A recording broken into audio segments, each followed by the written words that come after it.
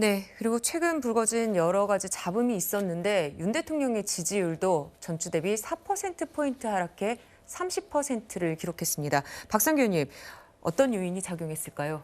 네, 이 여론조사라는 게 이제 그 숫자의 일희일비하기보다는 추세를 봐야 된다는 말이 있는데 네. 추세를 보면 36에서부터 등락을 거듭하면서 쭉 빠지고 있잖아요. 그리고 이제 부정적인 여론도 55에서 시작해서 어쨌든 결과적으로 60까지 올랐습니다. 이게 중요한 숫자가 35와 55라는 얘기를 하는 경우가 있거든요. 대선 전에도 35와 55를 넘어서게 되면 이게 이제 정권 교체의 숫자라는 얘기가 있고, 이 한마디로 그러니까 무슨 얘기냐? 그때 당시에는 문재인 정권이 35의 지지율을 못 얻었기 때문에 정권 교체율이 높았다, 그런 해석을 하는 그런 수치예요. 그러니까 네. 이 수치를 엄중하게 봐야 됩니다.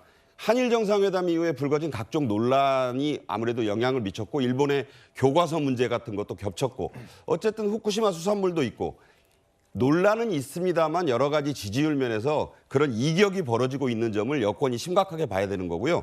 그래서 대통령이 지금 어제 금요일 날 통영수산인의 날에서 순천에 가뭄 현장, 박람회, 그리고 오늘은 토요일인데 대구 서문시장 100주년을 맞아서 그 부처가 함께 참석을 해요.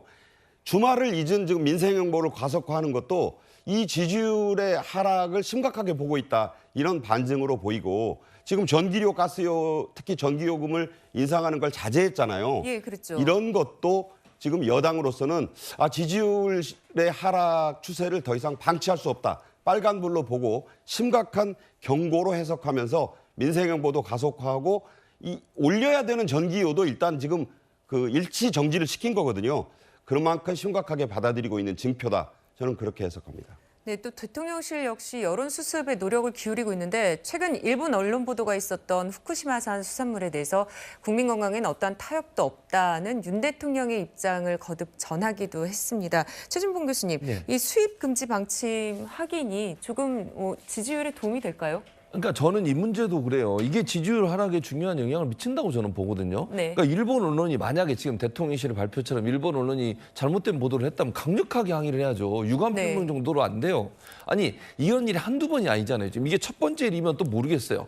지금 대통령 방일 끝난 다음에 여러 가지 얘기들 나오는데 일본 언론의 발표를 통해서 또는 정치인들의 발언을 통해서 나오고 있지 않습니까? 이게 결국은 외교의 실패라고 보고 있고, 국민들은 그게 결국은 지지율 하락의 원인이 되고 있는 거라고 하면 네. 강력하게 대응을 해야 돼요. 유감 표명 정도는 안 돼요. 만약에 정말 일본 언론이 잘못 보도했으면 일본 언론에서 항의를 해야죠. 그리고 그냥 제가 볼 때는 정정보도 요청을 할 수 있다면 그것도 해야 된다고 보고요. 일본 정치인에 대해서 명확하게 발언해야 돼요. 저는 그런 얘기 하지 말라고. 왜 우리 언론, 그러니까 일본 언론들이 왜 우리나라 정치인들에 대해서 이런 여러 가지 논란이 될 수 있는 발언을 하고 있느냐라고 예. 하는 부분에서 강력한 항의가 저는 있어야 한다고 보고, 만약 그게 없으면 앞으로도 이런 게 계속될 거예요. 그건 절대로 윤석열 대통령이나 윤석열 정부에 도움이 안 됩니다.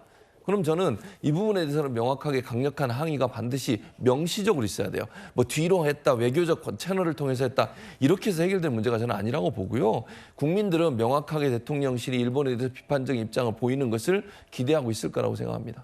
네, 윤석열 대통령 방미를 앞두고서 외교 라인이 교체된 대통령실 얘기 짚어봤습니다.